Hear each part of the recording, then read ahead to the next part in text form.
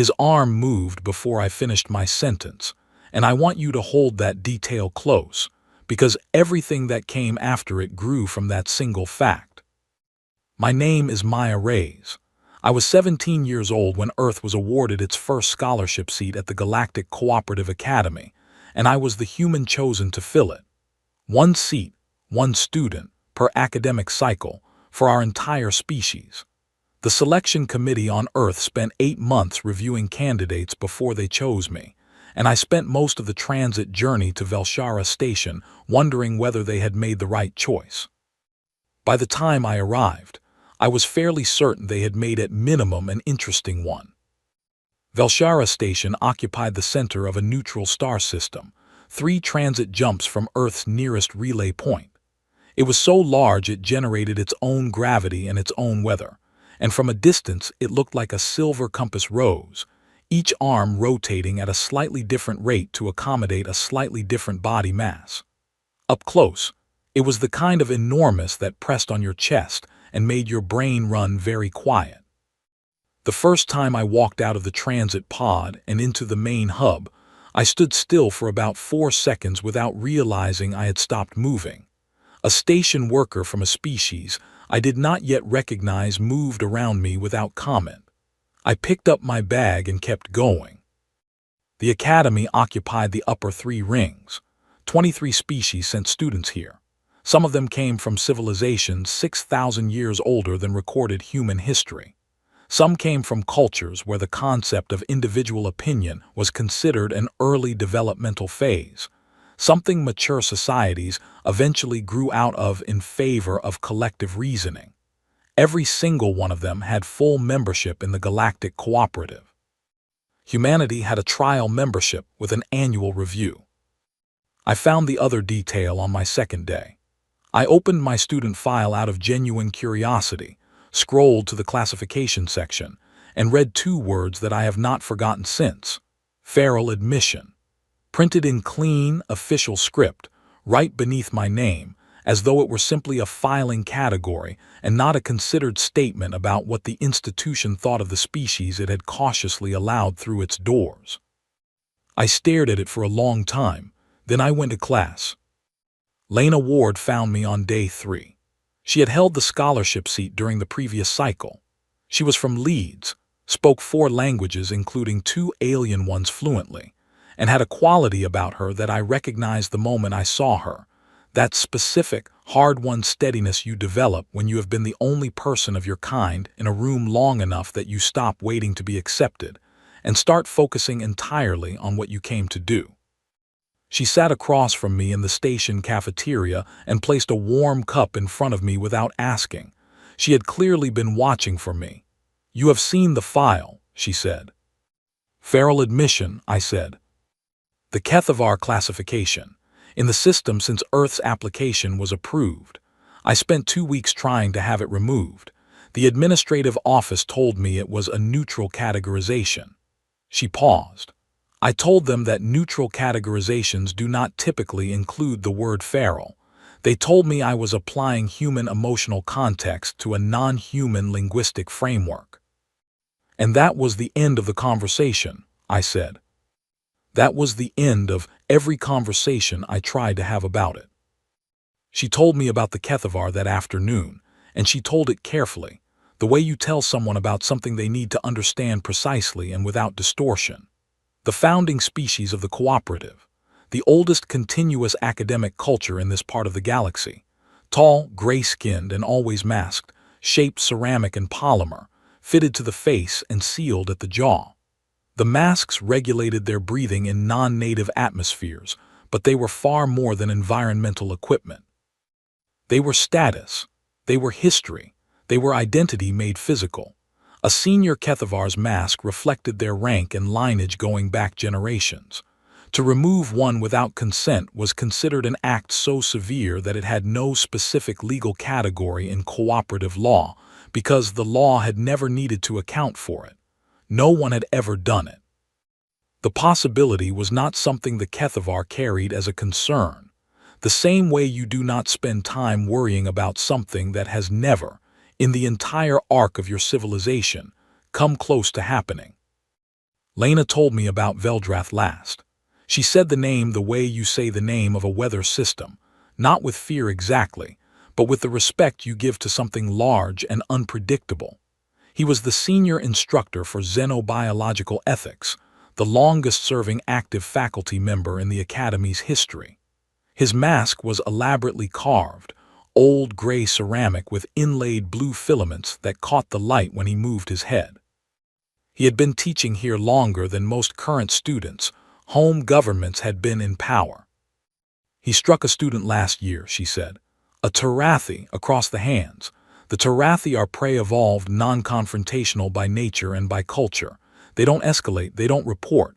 Nothing happened and nothing was recorded and nothing changed. She looked at me steadily. He has never been told no, not once in 40 years of teaching at the most powerful academic institution in 4-star systems. I think at this point he has stopped believing it is possible. Don't argue with him in class, I finished. Especially when he is wrong, she said. Because he will be wrong and you will have the evidence to prove it, and none of that will matter if you do not survive the year. I sat with that advice for days. I thought about it while I arranged my course materials, and found the research papers I had downloaded before leaving Earth, peer-reviewed studies from 5 cooperative member species, including a Kethavar academic group, that directly challenged the methodology behind the cognitive hierarchy charts that Veldrath had built most of his published work on. I had brought those papers out of genuine intellectual interest. The subject was fascinating. I had not brought them to cause a problem. I also sat with my mother's voice in my head, which had been there beside Lena's voice since the cafeteria conversation, and which said something quite different. My mother was a litigation attorney.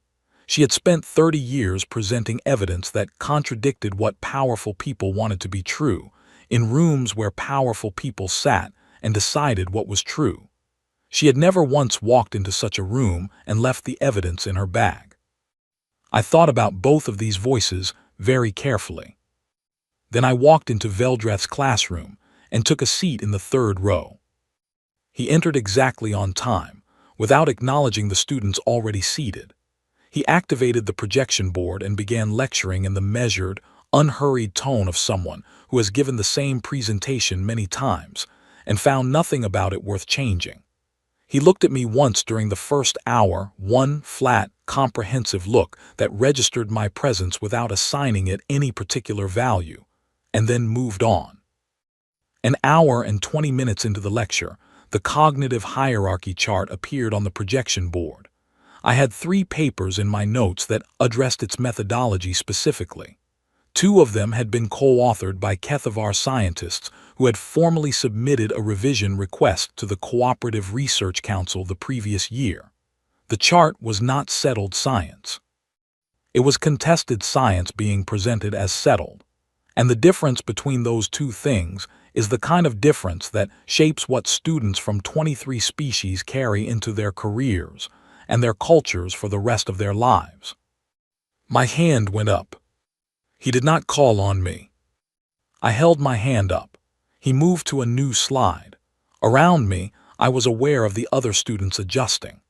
The Tarathi student in the row directly ahead of me had gone very still in the particular way prey-natured species go still when the environment changes, not frightened exactly, but completely suspended, waiting.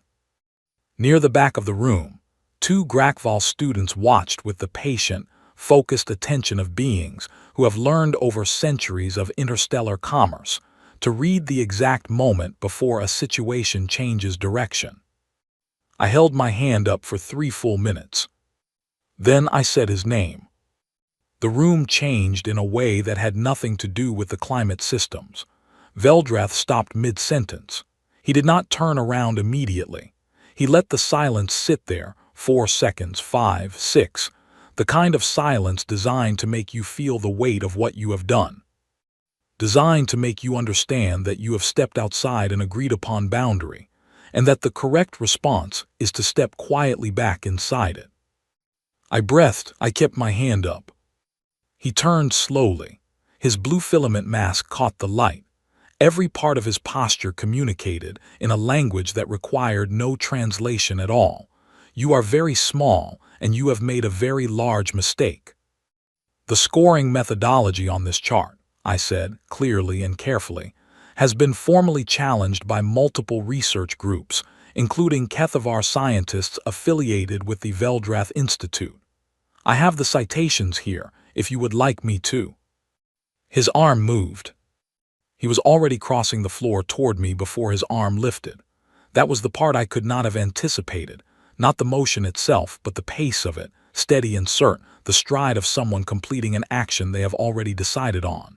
By the time I registered that he was moving toward me with intent, he was already within reach. He did not rush. He did not raise his voice. He moved like a door closing without hesitation and without any expectation of being stopped. His hand connected with the side of my face. The sound was flat and sharp and final. I felt it more than heard it, a bloom of heat across my cheek spreading fast, my head turning with the force of the impact, my vision going bright and white at the edges for half a second. And then my body moved. I did not instruct it to. I did not make a decision. I did not weigh options or calculate outcomes or think about Lena's warning or the tribunal or the cooperative or Earth's trial membership. The response came from somewhere below all of that, from the part of the human nervous system that does not wait for permission, the reflex arc that routes from sensory input through the lower brain and back to the motor system before the reasoning mind has even received the first signal that something has happened. Researchers have measured this pathway. The loop takes between 80 and 120 milliseconds. That is not enough time to think. It is barely enough time to exist. My palm came up. It connected with the center of his mask. The ceramic shattered. The sound was entirely different from the one that had just preceded it, not flat and quiet, but sharp and bright, the fracture of something dense and brittle under sudden concentrated force. The pieces went in 4 directions. I would learn the exact number from the investigative report later. 4 pieces, photographed where they came to rest. The blue filament inlays scattered across the floor, catching the overhead light as they went, briefly luminous against the pale surface, and then still. Veldrath stumbled back 2 steps. His recycler vents, now fully exposed, hissed as they adjusted to open air. His face was gray and angular, and the skin near his nose and jaw was slightly paler than the rest, a faint but permanent outline from decades of the mask resting exactly there. His eyes were amber. I had not known what color his eyes were. No one in this building had ever known, because no one had ever seen them. He was blinking not from confusion or pain, but because his facial membranes, exposed to open atmosphere for the first time in a public space in his life, were adjusting automatically. He looked at me. I was still standing. My right hand was deep in pain, a dense, resonant ache running from the palm up through the wrist and into the lower arm. My cheek was warm and swelling where he had struck me first. I had not sat down. I was not going to sit down. I knew that with a certainty that existed below words and below thought, the same way my hand had already known to move before any words or thoughts had arrived. The room did not breathe. 31 students from 23 species were suspended in a silence so complete that I could hear the soft background hum of the station's ventilation system and the quiet, persistent hiss of Veldrath's exposed recyclers. The Tarathi student ahead of me had both hands pressed flat to their desk, fingers spread wide. The Grakval students in the back row were leaning forward, both of them, with the contained, careful intensity of beings who are watching something they will be describing for the rest of their lives. A small, bioluminescent student near the far wall had gone completely dark, their light-producing cells switching off in a full-body shock response. Veldrath opened his mouth. Nothing came out. He closed it. His jaw moved slightly as the exposed recyclers processed station air, and he breathed and looked at me with amber eyes from behind a face that the cooperative, in all its centuries of recorded history, had never once seen. He had never been answered before, not once in 40 years. He had moved through this institution like a fixed point, an object around which everything else adjusted, a force to which every response had always been the same: flinch, absorb, adapt. The students of 23 species had each, in their own cultural way, arrived at the same conclusion. This is how it is here, and there is no other option. They had never met something that answered before it thought. Faculty arrived 2 minutes later. Station security came at the 4-minute mark. The security officers were professional and precise. One of them told me, in a carefully measured tone, that I would need to come with them to the administrative checkpoint for a formal incident assessment. He gestured toward the door. He did not touch me. I noticed that specifically, the gesture rather than the contact and what it might mean. I walked out of the classroom with my data drive in my hand, and my notes still on the desk. In the corridor, my legs were shaking. Not hard, not the kind of shaking that takes you down, but a fine, steady tremor in both knees that I recognized as the body returning to its normal operating range after doing something outside it.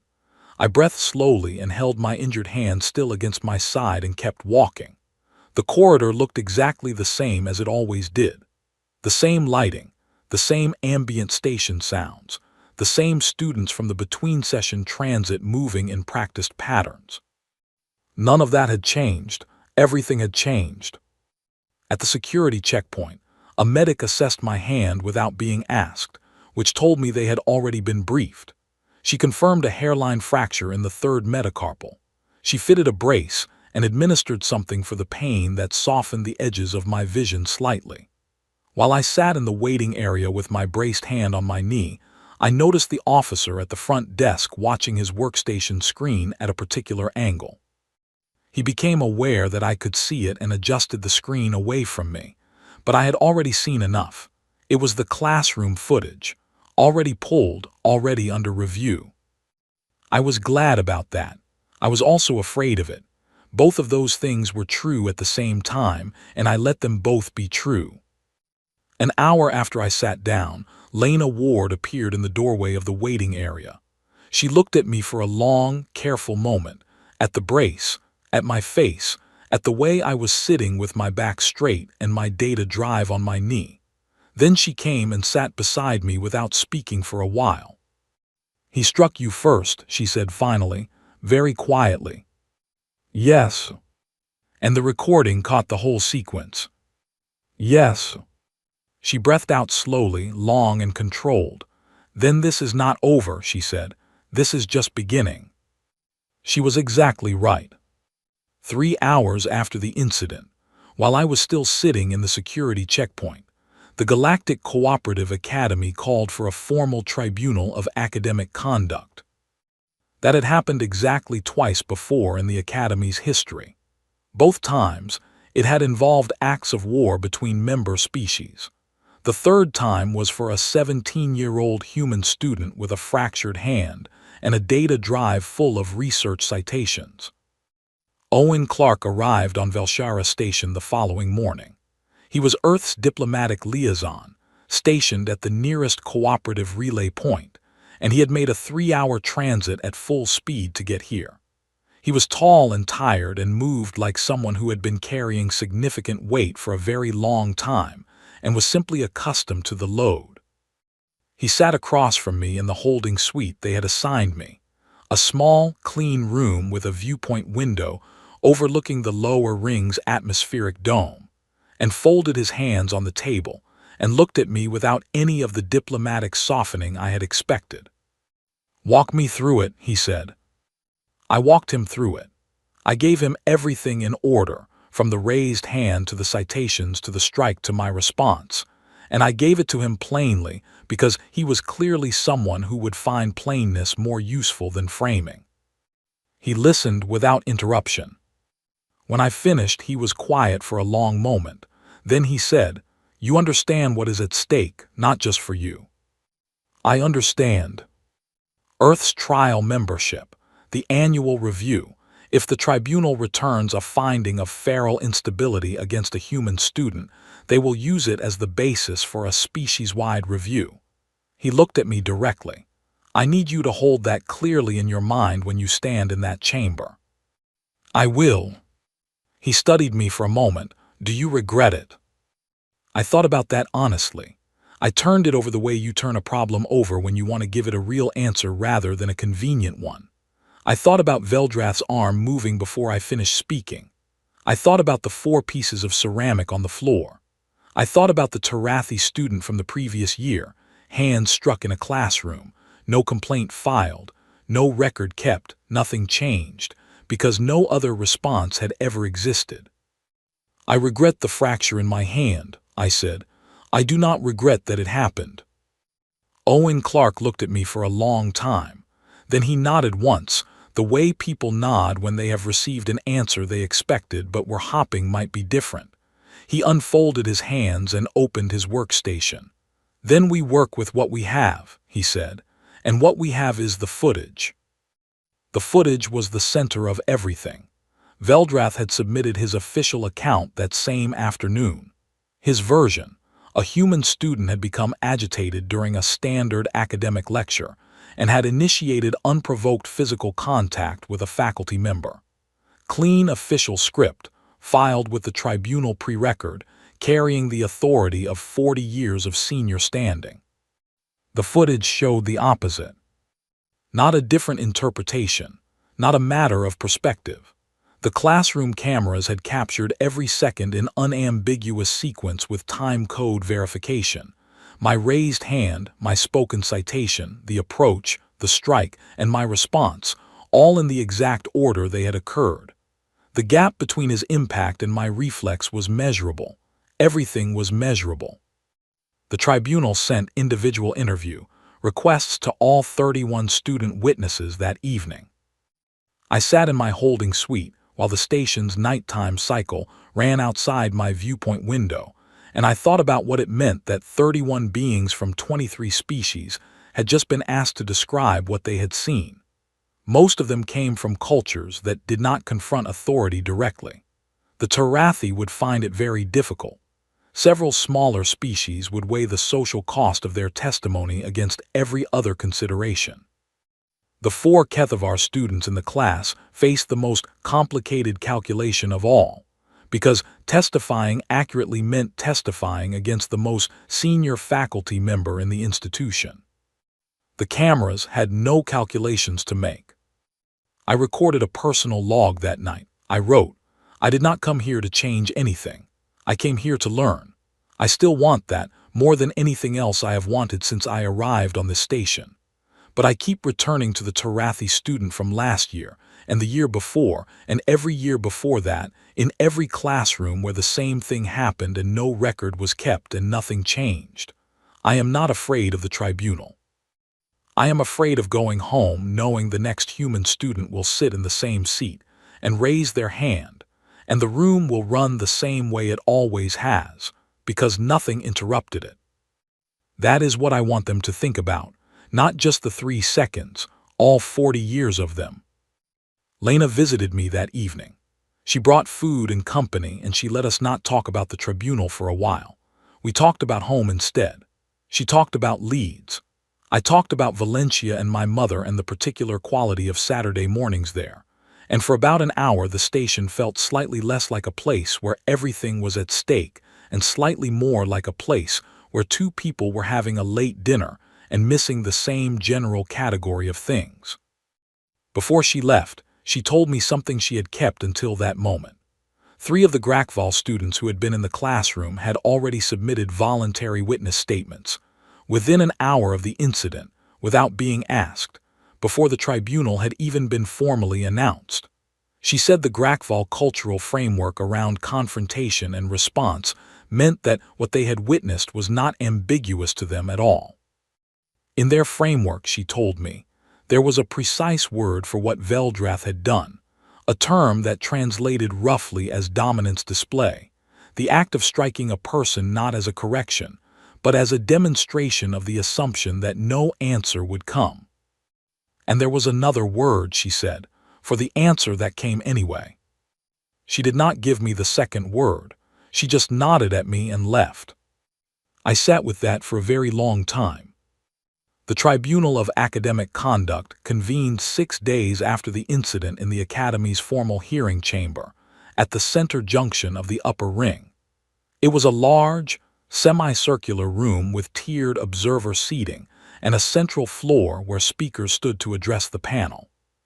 The panel consisted of 5 cooperative representatives, 2 Kethavar, 1 from the Council of Founding Species, 1 independent mediator from a neutral third species called the Velen, and 1 Grakval observer named Breck, whose presence was not standard procedure, but had been specifically requested by the Grakval Trade Assembly within 48 hours of the incident becoming public. The incident had become public very quickly. Station channels had contained the initial information for approximately 6 hours before it moved outward through standard networks. By the time the tribunal convened, Owen Clark had informed me that versions of the classroom footage were circulating across at least 14 member species networks, that the Grakval Assembly had filed a formal observation request, and that 3 academic institutions in other systems had submitted documentation queries to the Cooperative's Records Office. He told me all of that, and then told me to focus only on what I could control. "Which is," I asked. "What you say in that chamber," he said, "nothing else." The tribunal opened with Veldrath's formal complaint, read into the record in the measured, careful tone of official proceedings. The same account he had filed in writing, the agitated human student, the unprovoked contact. The panel member read it without inflection. The chamber was quiet in the particular formal way that hearing chambers are always quiet, a contained silence built into the architecture. Then they played the footage. They played it once at full speed, then they played it again at half speed. The panel watched without visible reaction. I watched the observer tier above the central floor.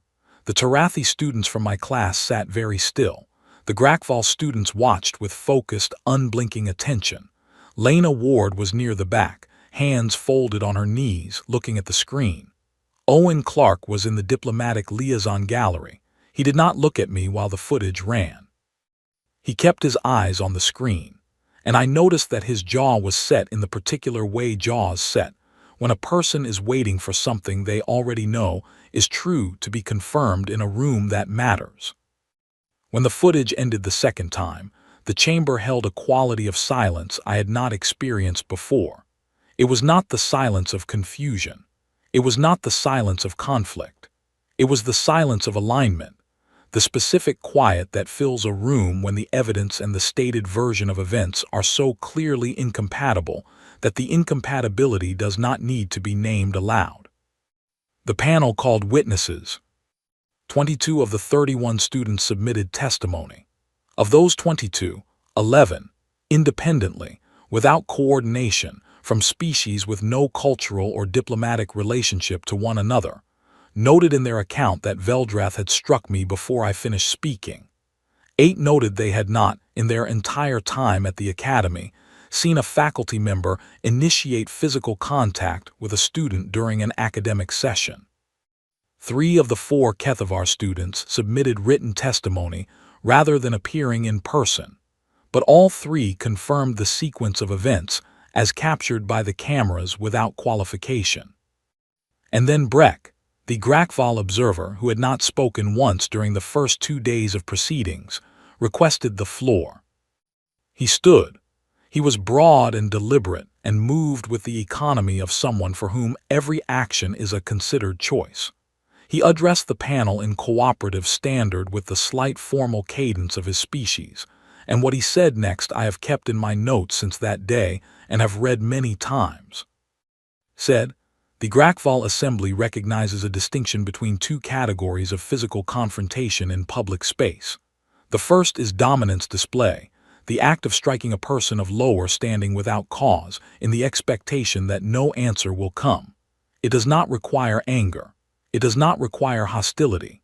It requires only the certainty, built through unchallenged repetition, that the struck party has accepted that they have no available response.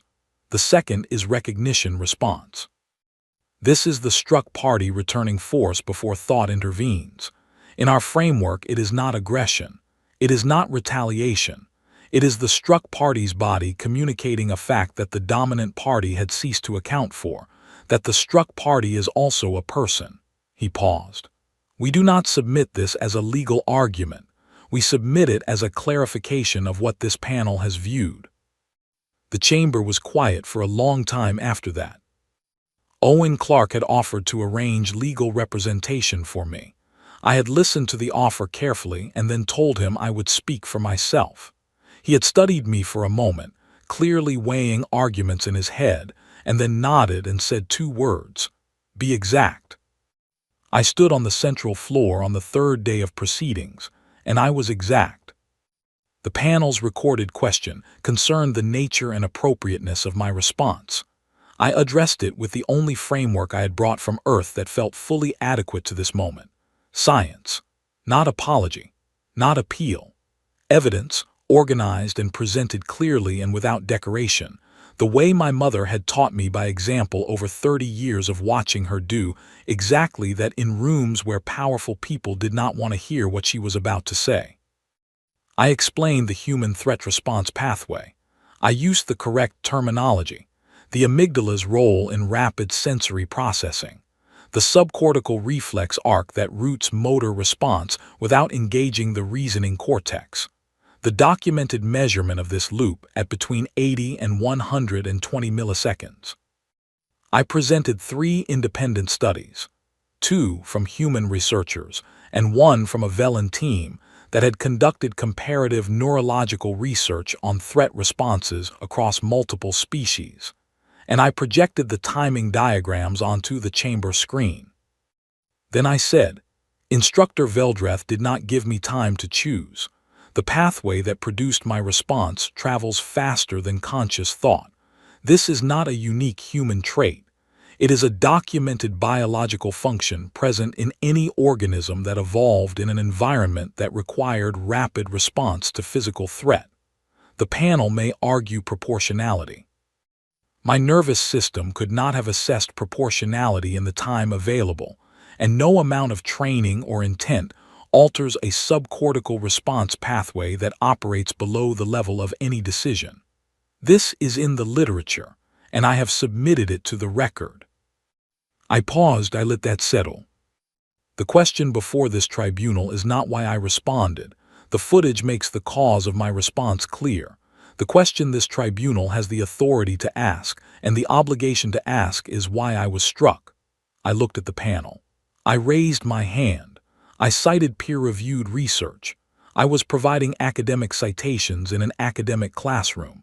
Instructor Veldrath chose to strike me before I finished speaking. That choice was made in a classroom where he has taught for 40 years without being corrected, without being challenged, and without consequence for previous uses of physical contact against students.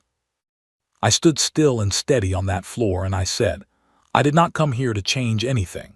I came here to learn, but I would ask this panel to consider the full scope of what they are reviewing, not only the 3 seconds that the footage shows, the 40 years that produced those 3 seconds, because the next student who comes here and raises their hand deserves to do it in a room where the answer to a correct citation is an answer, not a strike. The Velen mediator, who had not spoken in 2 full days of proceedings, looked down at her notes and wrote something. I could not read it from where I stood, but the act of writing it felt like a door opening somewhere. 8 seconds of silence after I finished. I counted them. Then I walked back to my seat. Owen Clark did not look at me. He kept his eyes on the panel, and from the angle of his jaw I could see that he was very carefully not reacting. Breck, the Grakval observer, looked at me directly and held that look for 3 full seconds before turning back to the panel. That evening, Lena sat across from me in the holding suite and said, You gave them the biology, and then you gave them the 40 years. Someone had to. She was quiet for a moment. They will argue that a trained faculty member in an academic setting does not represent an existential threat, and therefore the reflex arc argument is an overreach. I prepared for that. She waited. The reflex arc does not measure threat level, I said. It measures threat signal. The human nervous system does not assess the size or severity of an incoming strike before responding. It responds to the category, impact initiated by an external source. The panel can argue about proportionality.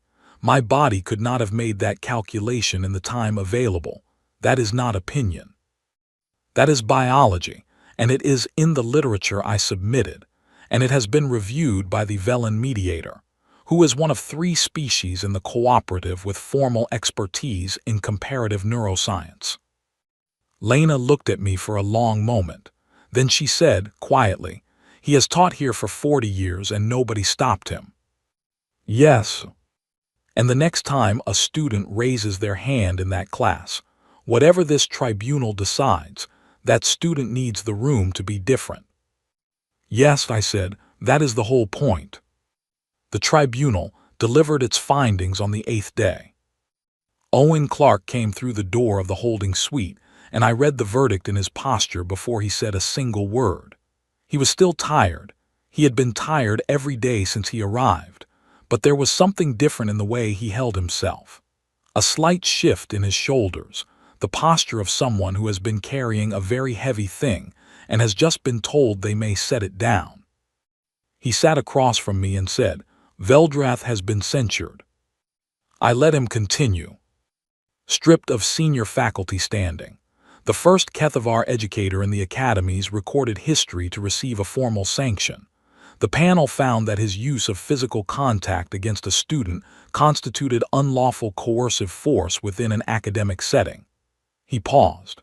They also found, based on the testimony and supporting documentation, that this was not an isolated incident. The record is being reviewed. The Tarathi student, I said. Among others, they believe. Yes. He looked up. Your response has been classified as involuntary protective reflex, legally non-prosecutable. The reflex arc testimony and the neurological documentation were accepted by the panel as sufficient scientific basis. I exhaled. There is more, he said. I waited. The Cooperative Council has opened a formal review of the feral admission classification. They expect to complete it within the current cycle. Early indications are that it will be revised. He looked at me. The proposed replacement category is called Threat-Adapted Apex Sapiens. It already exists in cooperative records. 2 other species hold it. Both are regarded within the cooperative with significant respect. The researchers who proposed the reclassification noted that the response time data from this incident, combined with the neurological literature you submitted, placed human reflexive capability outside the original parameters of the feral categories framework. In other words, I said, the framework was wrong. In those words, yes. I sat with that for a moment. Outside the viewpoint window, the station's rings turned in their long, slow cycles. The scholarship seat, I asked. Still yours for the remainder of the cycle. I want to continue. He nodded. I thought you would. He stood and smoothed his coat. At the door he paused, and he did not turn around when he spoke, and I think that was deliberate. I have spent 11 years in cooperative diplomacy. I have sat in a great many rooms where humans had to be quieter and smaller and more careful than everyone else in order to keep the seat they were in. A pause. You were not quiet. You were not small. You were not careful. Another pause. I have never been prouder to represent our species. He left without waiting for me to respond, which was probably wise, because I was not going to be able to respond for several minutes. The morning, they released me from the holding suite. I walked back into the academy's main corridor for the first time in 8 days. I had my data drive in my hand and my course schedule on my device, and a hairline fracture in my right hand that the medic had said would take another 3 weeks to fully settle.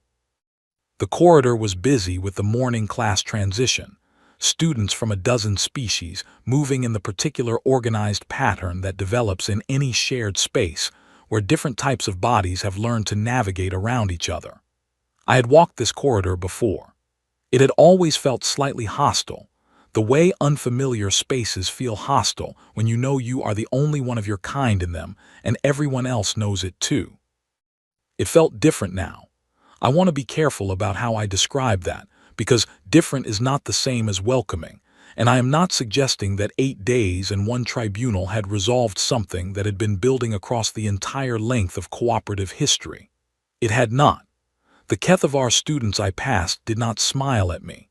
Several beings moved slightly wider around me than the corridor technically required.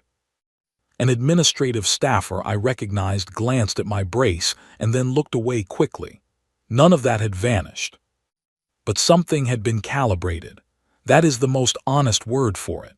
The space had been recalibrated the way a scale is recalibrated when someone discovers the counterweight has been off, not redesigned, not rebuilt, but corrected to reflect what was actually true. I went to my first class of the resumed cycle. It was not xenobiological ethics. That course had been suspended pending a curriculum review, announced on day 5 of the tribunal. I sat in my third-row seat in comparative systems theory and took out my notes and listened to a lecture from a Velen professor who had a precise, dry teaching style and a clear interest in whether her students were actually following the argument. I asked 3 questions during the session. She answered all 3 directly, with evident interest in the questions themselves. That was a good morning. Veldreth passed me in a corridor 3 weeks later. I had been back in the academy's daily rhythm long enough that the corridors felt like corridors again. He was moving in the opposite direction, with a faculty assistant 1 step behind him. His new mask was a simpler model, a standard-issue environmental regulator without the carved filaments, gray and plain, fitted without ceremony. It sat slightly crooked on the right side, the way new masks do before they fully settle to the face. He did not stop. He did not speak. He looked at me for exactly as long as it took for us to pass each other in the corridor, approximately 2 seconds, and then he was past me and gone. I looked back. I want to be honest about what I felt in that moment, because the easy version of this story would put something triumphant there, something clean and satisfying, and the honest version is quieter than that. What I felt was settled.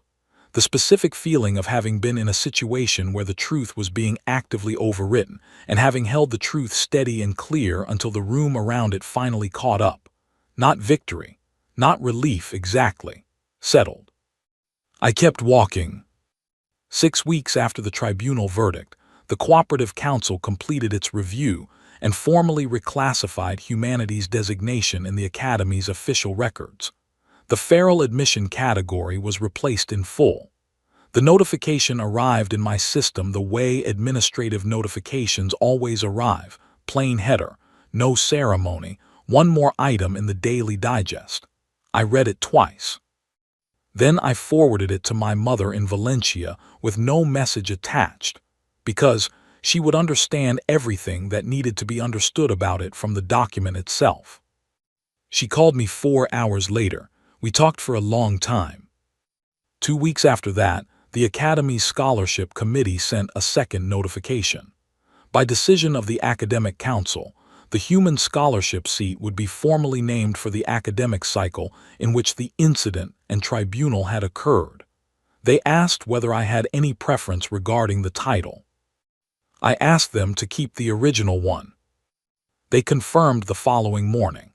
The scholarship was officially designated the Feral Admission Award and entered into the Academy's permanent registry under that name.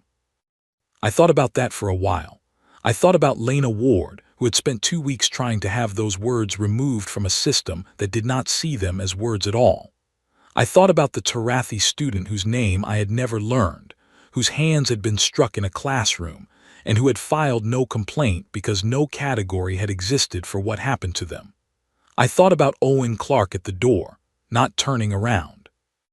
I thought about Breck's 3 seconds of eye contact, and about the moment the Velen mediator had picked up her pen and written something down. Some things you do not soften. Some things you carry forward exactly as they are, not because they are comfortable or clean, but because softening them would mean pretending they were never said, and pretending is a different kind of surrender. The new cycle began in the 4th month after my tribunal. I was in the lower transit hub running an errand when the incoming scholarship student arrived off the pod, stepping through the arrival gate with an overpacked bag on one shoulder and the slightly compressed expression of someone whose brain is still catching up to where their body has just been transported. She was younger than I had expected. 16, I found out later, from somewhere in Ontario. Her name was Nina Cole, and she moved through the transit hub with the careful, measured step of someone who has done thorough preparation and has decided that preparation is the best available armor. Her eyes were taking everything in fast, cataloging the species she recognized and the ones she did not, adjusting her path to avoid bodies larger than hers without making it look like avoidance. She was already reading the room. She was going to be fine. She spotted me before I reached her. I was not sure how, possibly the brace still on my hand, or possibly she had simply done her research, which I suspected she had done very thoroughly. Either way, she stopped moving when she saw me, and there was a particular quality to how she stopped, a kind of held stillness that I recognized from my own first days, the stillness of someone deciding in real time how much they should reveal about how much they already know. She said, "Is it true, what they say about you?" I thought about the question. I held it for a moment and thought about everything that had produced it and everything it contained, the footage circulating across 14 networks, the tribunal records in the cooperative's official archive, the reclassification, the scholarship name, the 4 pieces of ceramic that had been photographed and catalogued and entered as evidence and preserved. I thought about a classroom going silent, and amber eyes, and the way 31 beings had stopped breathing at the same moment. "Probably," I said.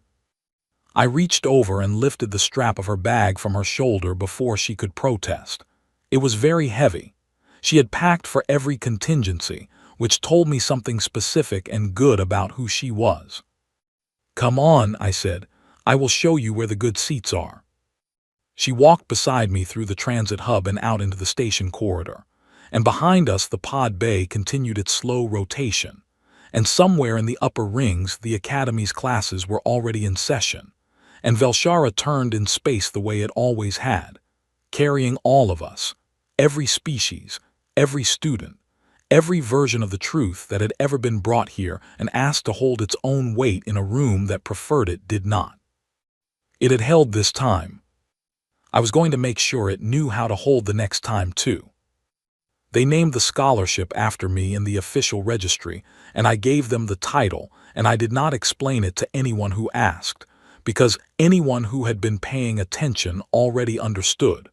Some things you name plainly. Some things you keep visible and unchanged. You do not file them somewhere the next person cannot find them. You put them where they will last, somewhere the next student arriving from Earth will read them and know, before they walk into their first classroom, before they raise their hand for the first time in a room full of species that have been here longer and sit higher on every chart, that the ground they are standing on was tested. It was passed to them, both eyes open. My first academic cycle ended with the highest marks in 2 of my courses and the 3rd highest in the 3rd. My xenolinguistics professor nominated me for a research extension in the following cycle. I accepted it without hesitation. My hand healed completely by the end of the 3rd month. I never once regretted the fracture.